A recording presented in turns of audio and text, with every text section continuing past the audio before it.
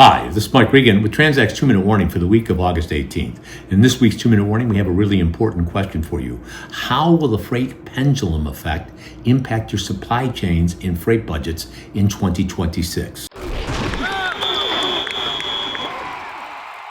Some of you may have heard that 2026 in the intro and been thinking, wow, we have several months left to go here in 2025. Why are you focused on 2026? Well, the reason for that is because I've gotten an increasing number of calls from folks saying, look, we're trying to prepare our budgets and understand how things are going to play out in 2026. We could use some guidance.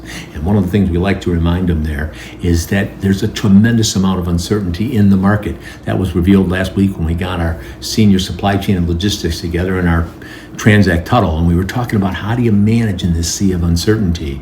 Now, one of the things that you could look at is that what we call the freight pendulum effect.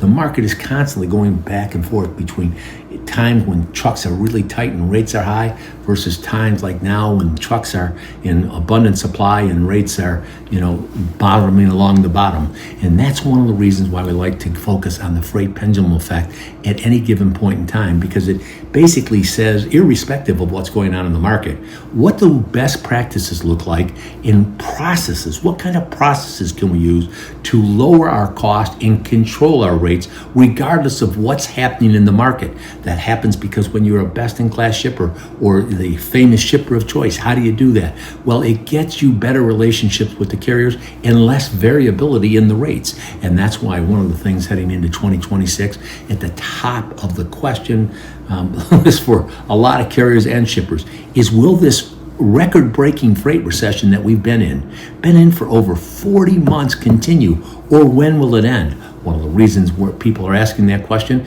is, as long as there is this freight recession going on and there is no certainty as when it will come out of it, the carriers don't really kind of have the pricing leverage they've used in the past to get the general rate increases. So shippers have the leverage, but one of the things we learned in 2021 when the freight pendulum effect had the carriers in complete control is that the carriers will raise rates when they have the opportunity to do so.